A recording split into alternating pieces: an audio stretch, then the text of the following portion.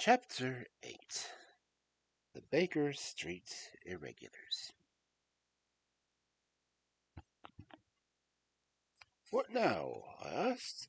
"Toby has lost his character for infallibility." "He acted according to his lights," said Holmes, lifting his down from the barrel and walking him out of the timber yard. "If you consider how much creosote is carted in London one day, it is no great wonder that a trail should have been crossed. It is much used now, especially for the season of wood. Poor Toby is not to blame." "We must get on the main scent again, I suppose." "Yes, and fortunately we have no great distance to go.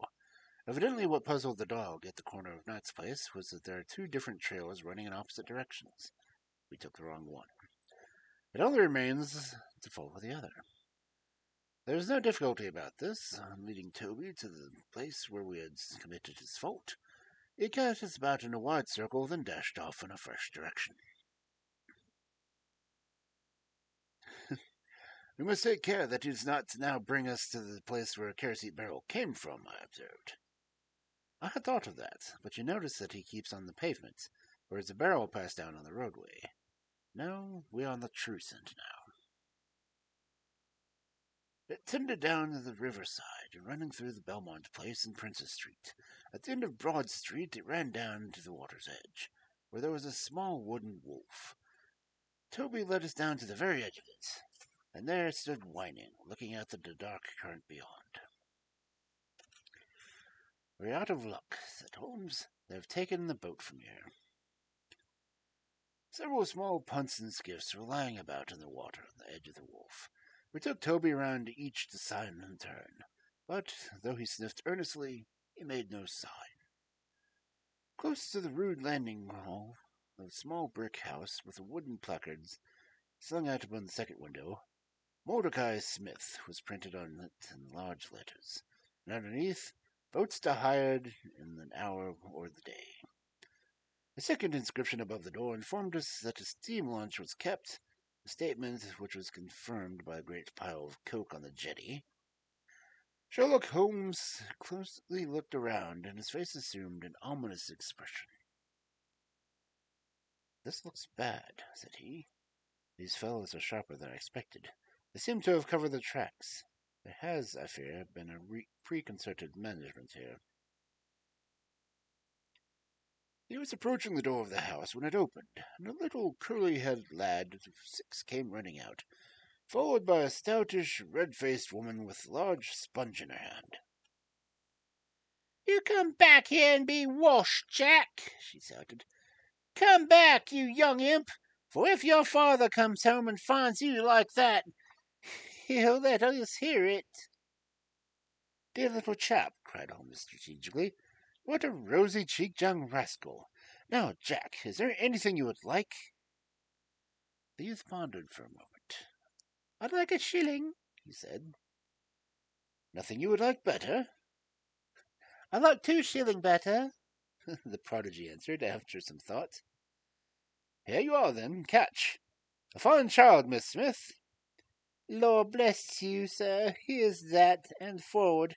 It's most of too much for me to manage, especially when my man is away at the time." "Away is he?" said Holmes in a disappointed voice. "I am sorry to hear that, for I wanted to speak to Mr. Smith." "He's been away since yesterday morning, sir, and truth to tell, I'm beginning to feel frightened for him. But if it was about a boat, sir, I could serve as well." "I wanted to hire his steam launch." "Well, bless you, sir, it is in steam launch that he has gone. That's what puzzles me, for I know there ain't moved coals in here for might take about a month to Woolworth and back. If he'd been away in the barge, I'd had nothing, for many a time a job is taken in from Gravesend, and then if he were doing much, there might be a stayed over. But what good is a steam launch without coals?" "He might have brought some at the wharf down the river."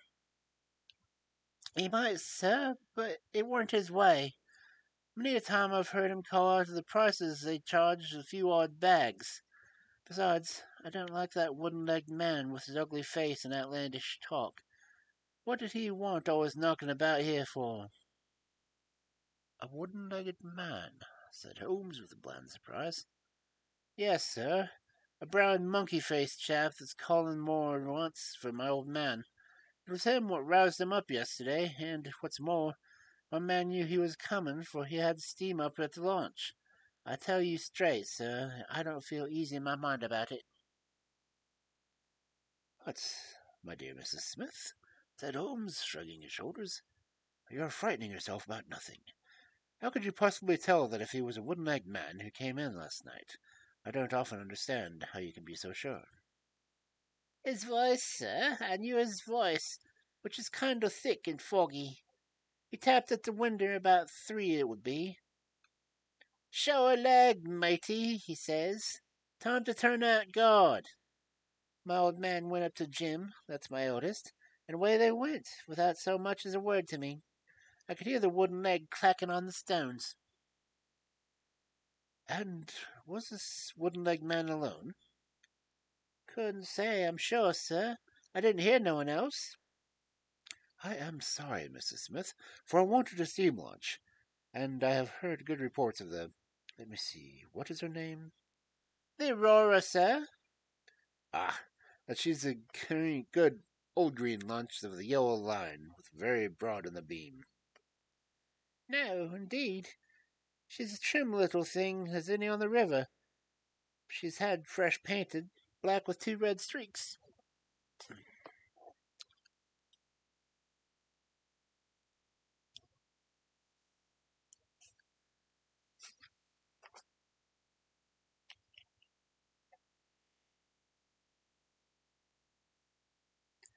Thanks. I hope you will hear from me soon, Mrs. Smith. I'm going down the river, and I should see anything of the Aurora, I shall send him back and tell him that you are uneasy. A black funnel, you say? No, sir. Black with a white band. Ah, of course. It was the sides which were black. Good morning, Mrs. Smith. There's a boatman with the wherry, Watson. We shall take it across the river. The main thing with people of that sort, said Holmes, as we sat in the sheets of the wherry, is never to let them think that their information can be of the slightest importance to you. If you do, they will instantly shut up like an oyster. If you listen to them under protest, as it were, you are very likely to get what you want.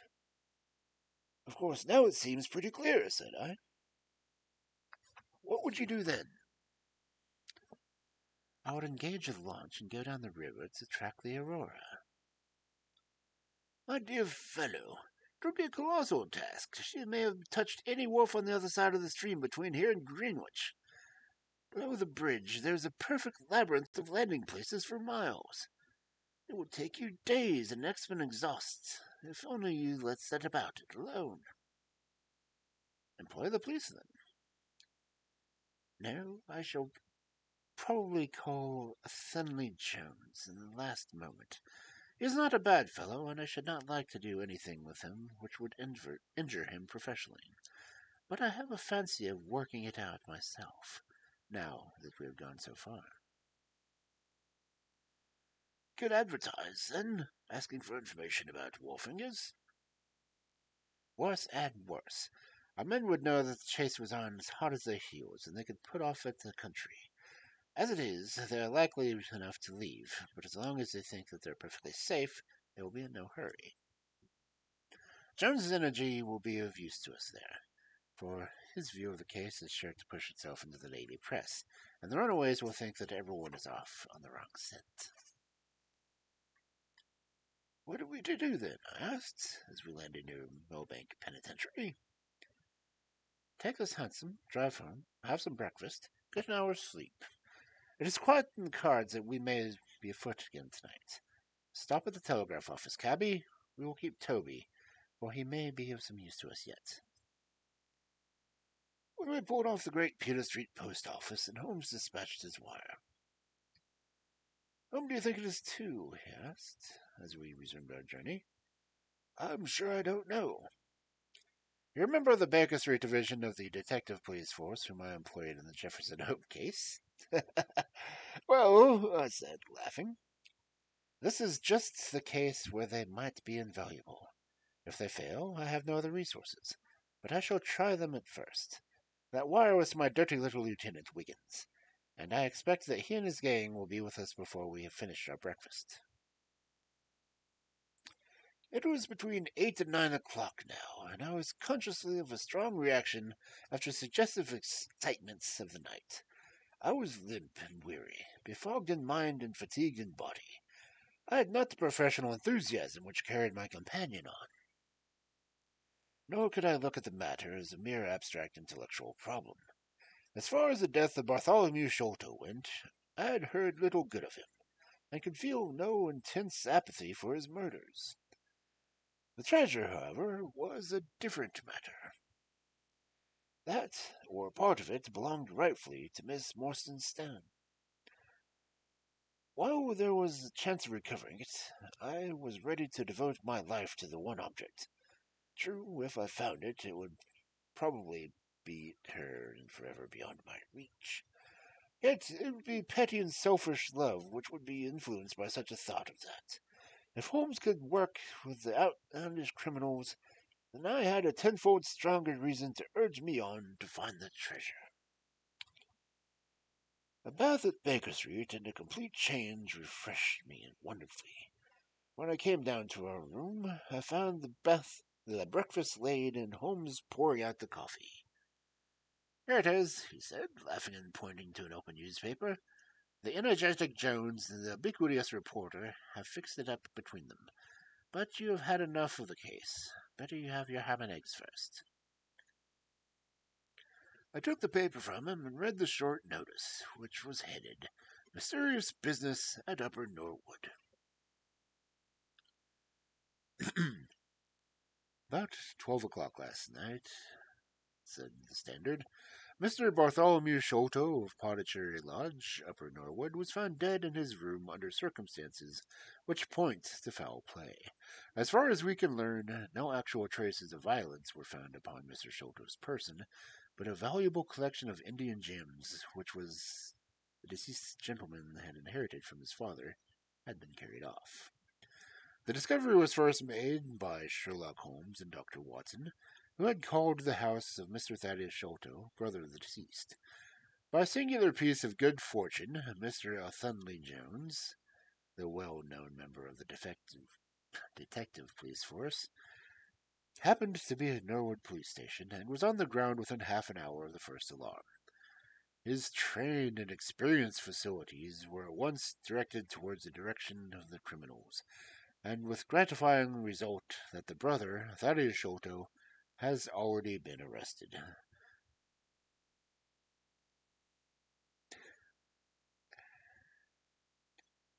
Together with a housekeeper, Mrs. Burnstone, an Indian butler named Lai Rao, and a porter and gatekeeper named Mr. Mercurio.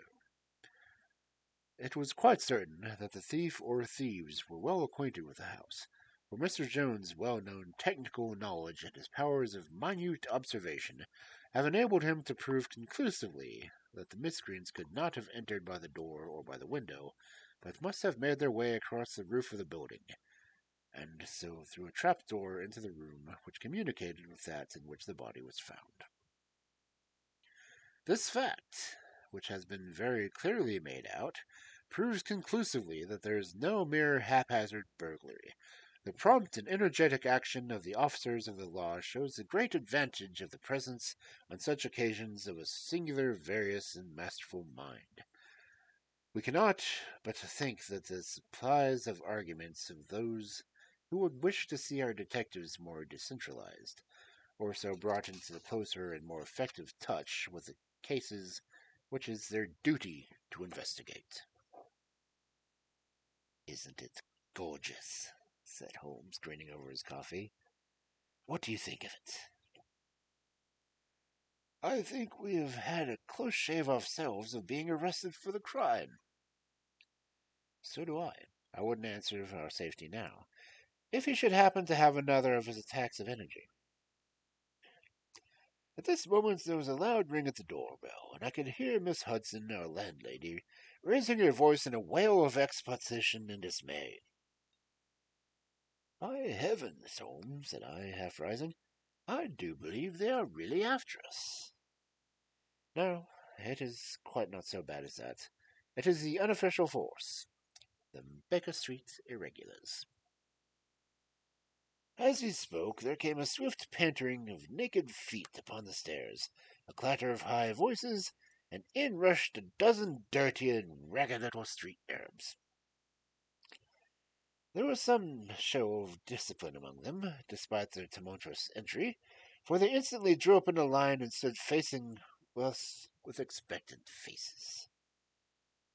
One of their number, taller and older than the others, stood forward with an air of lounging superiority, which was very funny in such a disreputable little scarecrow. "Got your message, sir," he said, "and brought 'em on sharp. 3 bob and a tanner for tickets."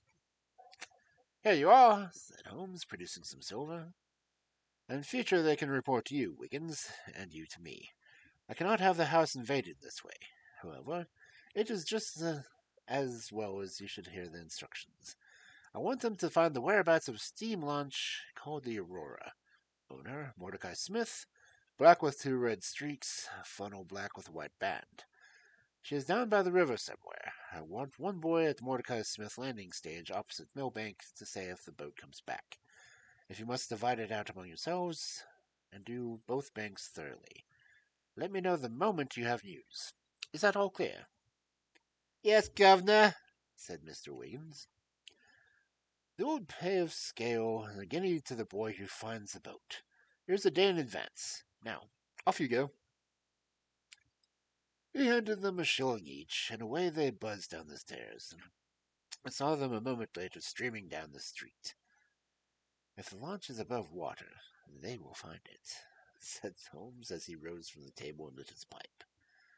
"They can go everywhere, see everything, overhear everyone. I expect to hear before evening that they have spotted her. In the meantime, we can do nothing but wait rules. We cannot pick up the broken trail where we found either the Aurora or Miss Mordecai Smith." "Toby could eat the table scraps, I dare say. Are you going to bed, Holmes?" "No, I'm not tired. I have a curious constitution. I never remember feeling tired by work, though endless exhausts me idle. I'm going to smoke and think over this queer business to which my fair client has introduced us. If ever man had an easy task, this ought to be ours. Wooden-legged men are not so common, but the other man must, I think, be absolutely unique." "That other man again." "I have no wish to make a mystery of him to you, anyway, but you must have formed your own opinion. Now, do consider the data. Diminutive footmarks, toes never fretted by boots, naked feet, stone-headed wooden mace, great agility, small poisoned darts. What do you make of all this?" "A savage!" I exclaimed. "Perhaps one of those Indians who were associates of Jonathan Small." "Hardly that," he said. "When I first saw signs of strange weapons, I was inclined to think so, but the remarkable character of the footmarks caused me to reconsider my views. Some of the inhabitants of the Indian Peninsula are small men, but none would have left such marks that way. The Hindu proper has long and thin feet. The sandal-wearing Mohammedan has a great toe separated from the others, because the thong is commonly passed between. These little darts, too, can only be shot in one way. They are from a blowpipe. Now, then, where do we find our savage?" "South America?" I whispered. He stretched his hand up and took down a bulky volume from the shelf. "This is the first volume of a gazetteer which is now being published. It may be looked upon as the latest authority. What have we here? Andaman Islands, situated 340 miles to the south of Sumatra, the Bay of Bengal. What's this? Moist climate, coral reef, sharks, Point Claire convict barracks, Rutland Island, cottonwoods. Ah, there we are. The Aborigines of the Andaman Islands may perhaps claim the distinction of being the smallest race upon this earth, though some anthropologists prefer the Bushmen of Africa, the Digger Indians of America, and the Pterodofuegans. The average height is rather below 4 feet, although many full-grown adults may be found who are much smaller than this.